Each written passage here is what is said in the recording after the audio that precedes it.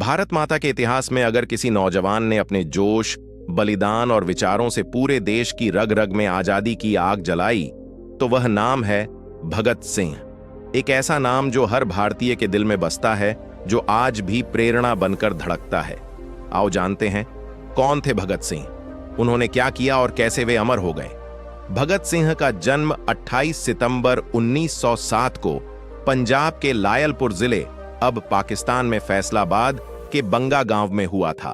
उनके पिता सरदार किशन सिंह, चाचा अजित सिंह और स्वर्ण सिंह तीनों ही आजादी के लिए संघर्ष कर रहे थे। घर में देशभक्ति का वातावरण ऐसा था कि भगत सिंह ने बचपन से ही आजादी के गीत सुनते सुनते होश संभाला। जब भगत सिंह का जन्म हुआ, उसी समय उनके पिता और चाचा जेल से रिहा हुए थे। पूरे घर में दोहरी खुशी थी। एक ओर नया जीवन आया था और दूसरी ओर देशभक्त घर लौटे थे। ऐसे माहौल में पैदा हुए बच्चे के अंदर देश के लिए कुछ कर गुजरने की आग तो जलनी ही थी। भगत सिंह बचपन से ही बहुत तेज दिमाग वाले और संवेदनशील थे। स्कूल के दिनों में ही वे गांधी जी और अन्य नेताओं की बातें ध्यान से सुनते थे। जब 1919 में जलियांवाला बाग हत्याकांड हुआ, तो उस घटना ने उनके दिल पर गहरी चोट छोड़ी। हजारों निर्दोष लोगों को अंग्रेजों ने गोलियों से भून डाला था।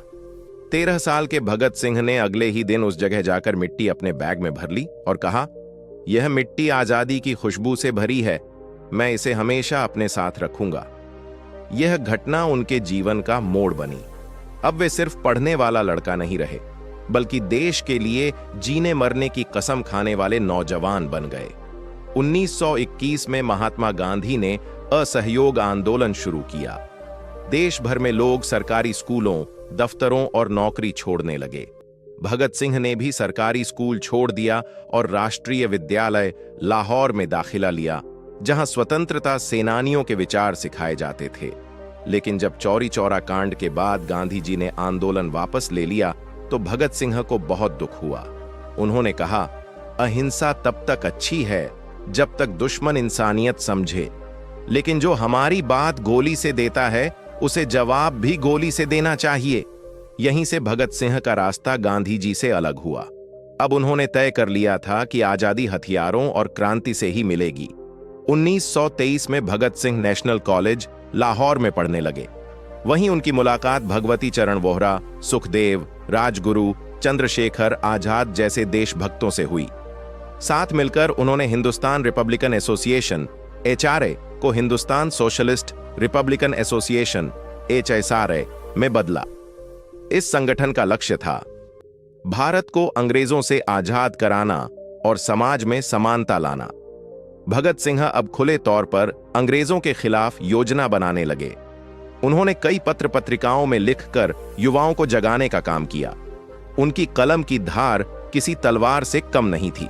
1928 में अंग्रेज सरकार ने साइमन कमीशन भारत भेजा।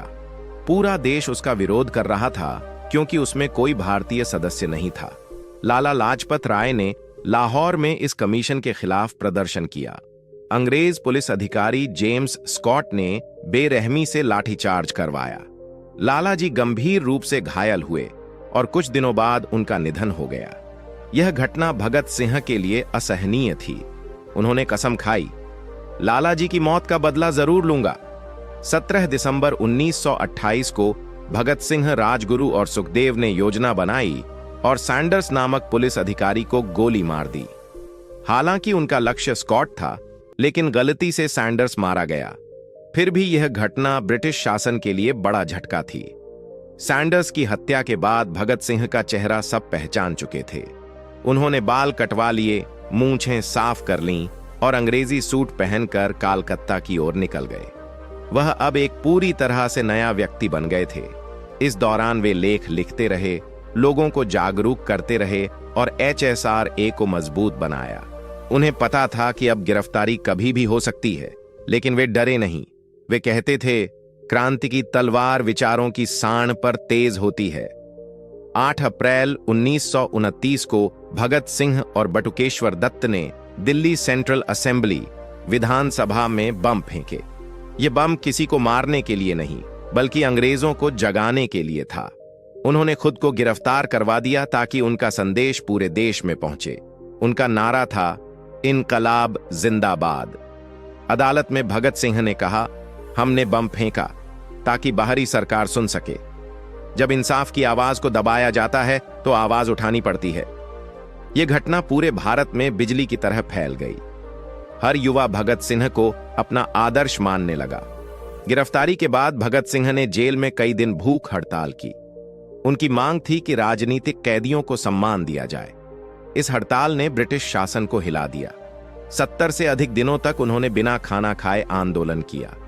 उनका शरीर कमजोर हो गया, लेकिन आत्मा पहले से ज्यादा मजबूत। वे कहते थे, किसी को कुचलकर हमेशा के लिए दबाया नहीं जा सकता।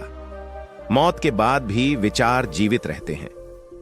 जेल में उन्होंने कई किताबें पढ़ी, लेनिन, मार्क्स, टॉल्स्टॉय आदि। अब वे सिर्फ क्रांतिकारी ही नहीं, बल्कि एक विचारक भी बन गए थे। उनका मानना था कि असली आजादी सिर्फ अंग्रेजों से नहीं, बल्कि गरीबी, भेदभाव और अज्ञानता से भी मिलनी चाहिए।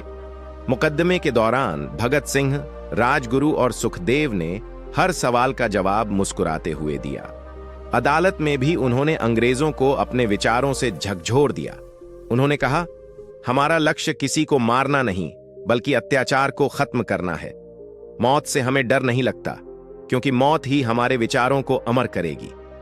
उनकी निर्भीकता देखकर अंग्रेज अधिकारी तक हैरान रह गए। 23 मार्च 1931, वह दिन जो भारतीय इतिहास में शहीद दिवस के नाम से अमर हो गया। लाहौर जेल में शाम 7:30 पर भगत सिंह, राजगुरु और सुखदेव को फांसी दे दी गई। फांसी से पहले भगत सिंह हंस रहे थे। उन्होंने कहा, वे हमें मार सकते हैं, पर हमारे विचारों को नहीं। फांसी के बाद उनके शवों को चुपचाप जेल के पीछे जलाया गया ताकि जनता बगावत न करे। लेकिन लोग जान गए, पूरा देश रो पड़ा। हर गली में एक ही नारा गूंजा, इनकलाब जिंदाबाद। भगत सिंह सिर्फ एक देशभक्त नहीं थे, वे एक गहरे विचारक थे। उन्होंने कहा था, जो व्यक्ति विकास के लिए खड़ा है, उसे आलोचना से नहीं डरना चाहिए। किसी क्रांति की सफलता के लिए जरूरी नहीं कि वह हथियारों से हो, वह विचारों से भी हो सकती है। मैं उस दिन का इंतजार कर रहा हूं जब हर व्यक्ति आजाद होगा, बिना भय और भेदभाव के जी सकेगा। उनके ये विचार आज भी युवाओं को सोचने पर मजबूर करते हैं। भगत सिंह की प्रेरणा सिर्फ उनके साहस में नहीं, बल्कि उनके सोचने के तरीके में है। वे मानते थे कि अगर हम सोचना छोड़ दें तो गुलामी लौट आएगी। उन्होंने हमें सिखाया कि आजादी केवल झंडा लहराने का नाम नहीं, बल्कि मन की स्वतंत्रता है। वे चाहते थे कि हर युवा अपने अंदर की आग को पहचाने और समाज के लिए कुछ करे। भगत सिंह की उम्र सिर्फ 23 साल थी जब उन्होंने फांसी पाई, लेकिन उन 23 सालों में उन्होंने जो किया वह कई सदियों तक याद रखा जाएगा। उन्होंने दिखाया कि जीवन की लंबाई नहीं, गहराई मायने रखती है। भगत सिंह की कहानी सिर्फ इतिहास नहीं, एक ऐसा सबक है जो हर पीढ़ी को याद दिलाता है, अगर इरादे सच्चे हों तो मौत भी झुक जाती है।